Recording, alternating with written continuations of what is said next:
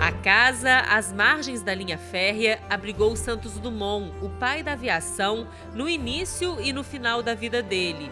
Localizado no alto da Serra da Mantiqueira, o imóvel se tornou o Museu de Cabangu. A casa de madeira guarda memórias da vida de Santos Dumont, aviador e fazendeiro. Este é o nosso destino no Café com TV dessa semana. E você vai ver também.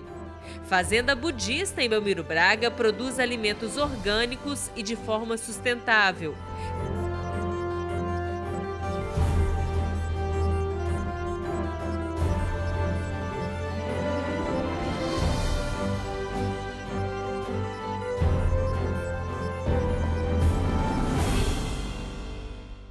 Esta casa, no alto da Serra da Mantiqueira, foi onde nasceu Santos Dumont em 1873. Ele morou aqui até mais ou menos os 3 anos de idade. Na época, o pai dele participava da construção da ferrovia, que fica logo ali à frente, da Ferrovia Central do Brasil. Eu vou conversar aqui com a Mônica Castelo Branco, que é coordenadora da Fundação Casa de Cabangu. Mônica, como é que é esse início da história de Santos Dumont? Santos Dumont nascido aqui porque o pai construindo o trecho da ferrovia Dom Pedro II, ligando Rio de Janeiro ao interior de Minas, o grande progresso do Brasil. Aqui nessa casinha nasceu Santos Dumont, porque a família veio para o canteiro de obras. Essa casa pertencia à ferrovia? Pertencia à ferrovia. Então o canteiro de obras foi o local que nasceu o 6º filho do casal, o pequeno Alberto. Alberto, que hoje é o nosso conterrâneo pai da aviação. A gente vai entrar para conhecer um pouquinho a casa, mas antes a Mônica vai só contar um pouquinho dessa história de Santos Dumont, porque aos 3 anos de idade ele saiu daqui, né? Ele foi com o pai para onde? Ele foi para Valença, onde o pai passou a ser administrador de fazenda de café. Sentindo o futuro do Brasil nessa exportação do café, ele adquiriu uma fazenda em São Paulo, onde Santos Dumont passou a infância lidando com muita mecânica numa fazenda enorme de plantação de café, de exportação do café brasileiro. Alberto Santos Dumont nasceu em 1873 e morou até os 3 anos de idade nesta casa no alto da Serra da Mantiqueira. O pai dele, Henrique Dumont, participou da construção da Estrada de Ferro Central do Brasil. O município, com o nome de Palmira, passou a se chamar Santos Dumont após a morte do filho ilustre, em 1932. Santos Dumont foi para Valença, onde ele foi batizado, e o pai passou a ser plantador de café, administrador de fazenda de café, adquirindo em São Paulo uma grande fazenda onde ele foi produtor de café para exportação. Importando mão de obra italiana, ele fez da fazenda uma grande fazenda de produção para exportação do café.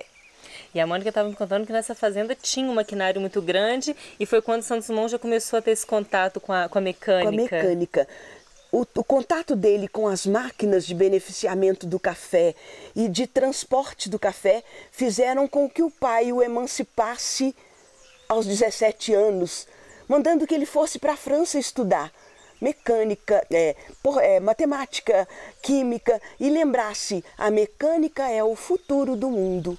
Então a gente diz, quem fez esse pai da aviação foi o próprio pai. O primeiro balão dele chegou a ser batizado de Brasil. Ele voando nos balões do Lachambre, chegou um dia que ele resolveu ter o próprio balão. O menor, o mais lindo, o único que teve nome Brasil. E como que ele chegou ao 14 bis? A sequência deste balão dirigido passou então a ser ideal de tirar do chão o homem mais pesado que o ar. Então a sequência foi tombos inéditos, tombos, ele saía com o balão, acontecia algum acidente, ele era a própria vítima, até o ponto de conseguir fazer o 14 bis, que foi o mais pesado que o ar, que fez o homem sair do chão. E depois, em 1918, Santos Dumont descobriu uma doença e resolveu voltar para o Brasil, mais especificamente para cá, para a Serra da Mantiqueira, e ele tentou adquirir essa casa de volta. Com certeza. Ele teve o diagnóstico de uma doença que teria tirado dele um pouco a parte de sensibilidade motora. Ele então teria que fazer um tratamento. Ele já conhecia a casa de nascimento dele do Cabangu. Então ele veio tentar comprá-la para ele poder ter uma vida no alto da serra. A casa pertencendo à ferrovia, ele ganhou a casa de presente. Razão porque ele próprio reformou a casa e deixou aqui na varanda uma placa dizendo: "Esta casa onde eu nasci". Ele próprio registrou o nascimento dele no Cabangu.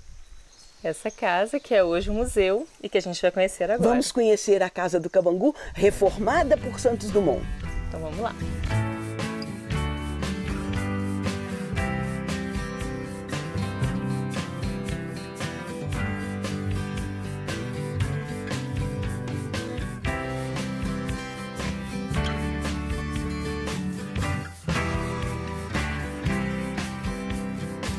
Aqui dentro da casa, todo o mobiliário é original desse período em que Santos Dumont retornou para a Serra da Mantiqueira. Aqui a gente vê a cama de Santos Dumont, o ângulo até permite que mostre que ela era de mola, para os visitantes poderem conhecer, né, como era antigamente. Assim como o resto da mobília, né, Mônica? Isso, um lavatório.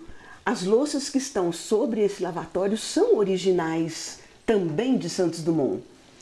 E as peças, a senhora estava falando que Santos Dumont não fez com muitos detalhes, né? São pequenos Exatamente, detalhes. pequenos detalhes. O único detalhe de toda a mobília de Santos Dumont é esse crivo. É o mesmo que ele colocou nesse quadro para completar o lavatório. A chegada dele no Brasil de navio, numa fotografia de um amigo. E aqui nesse cômodo fotografia também... não, é um quadro, né? Um óleo. E aqui nesse cômodo também, a gente encontra são alguns pertences de Santos Dumont. Sim. O chapéu, Panamá. Nós temos a família de Santos Dumont como grande amigo do museu. Então, coisas que os sobrinhos netos guardavam do tio Alberto, eles estão encontrando no museu uma forma de preservar esse acervo. E essa mesa é uma peça interessante também, né? Sim, porque tem quando nós arrematamos a mobília do Cabangu, num leilão no Rio de Janeiro, recebemos essa mesa. Ao recebermos, os detalhes da mesa já estavam numa carta que nós possuíamos quando resgatamos o acervo de Santos Dumont em 32. Uma confirmação é esta carta, endereçada ao caseiro João. Esta é uma carta de Santos Dumont, em que essa carta nós já possuíamos essa carta desde 1932. Ela veio a confirmar que aquele acervo que nós resgatamos em leilão era um valor extraordinário do nosso Cabangu. Santos Dumont diz: diga ao carpinteiro para fazer a mesa assim. O desenho da mesa é exatamente o que confirma o valor da nossa mobília. Outra inovação na reforma de Santos Dumont aqui na casa foi a construção desse banheiro. As casas coloniais, elas costumavam ter o vaso sanitário do lado de fora das residências. E Santos Dumont construiu esse banheiro, tinha o vaso sanitário aqui, né, dona Mônica? E com uma curiosidade, que é esse chuveiro. Sem dúvida nenhuma, Santos Dumont construiu em 1918, 1920, uma ducha aquecida. As casas coloniais esquentavam a água e colocavam num balde para se ter um banho de chuveiro, um banho de jato. Santos Dumont fez a aplicação de um álcool para esquentar a água. Então, uma serpentina de cano de cobre com a água fervendo vinha para dentro desse balde. Aqui do lado de cá, uma água fria. Esquentada a água, ele tomaria banho de pingo porque o balde tem furinhos que ele colocou. Então ele fez dentro do balde uma mecânica de se fazer uma ducha. Vedou o balde, colocou um sifão. Nesse sifão ele colocou um abre e fecha, que são controlados por isso aqui. Fechando o sifão, o balde enchia até em cima. Na hora que era aberto pelo lado de cá, a ducha era bastante forte, porque um sifão mais a gravidade da água, ele tomava banho de ducha aquecida em 1920. Esta maquete é da Fazenda A Encantada, moradia de Santos Dumont no município de Petrópolis, para ter contato com a família imperial. O inventor fez o primeiro voo com o 14 bis no dia 23 de outubro de 1906, em Paris, na França. Santos Dumont foi muito conhecido como um aeronauta, principalmente por causa do 14 bis. O que pouca gente conhece é a história de Santos Dumont como fazendeiro. Quando ele retornou aqui para esta casa, ele cuidou de uma fazenda com a criação do gado leiteiro. E esse cômodo representa bem essa história. Sim, esse cômodo é o que nós chamamos da retrospectiva do Santos Dumont fazendeiro. O valor de Santos Dumont no mundo inteiro é de aeronauta. Agora, esse valor de um fazendeiro, de um homem comum como nós, é só o Museu de Cabangu. Santos Dumont manteve entre 1919 e 1925 propriedade pecuária leiteira neste local. Aqui criava gado holandês, tinha touro importado, encarregados e cachorro de estimação. Produzia leite comercializado para os primeiros laticínios de Minas, sem deixar de lado o espírito criativo e o gosto sofisticado. O falecimento de Santos Dumont foi comunicado por telégrafo na época da Revolução Constitucionalista. Os amigos vieram ao museu porque sabiam que aqui, a casa de Santos Dumont, ele tinha feito um museu em vida. Então, fotografias tiradas por ele próprio dessa fazenda, as cartas dele para o João comandando a fazenda na ausência dele, são documentos de alto valor, de história da aviação e do Santos Dumont fazendeiro.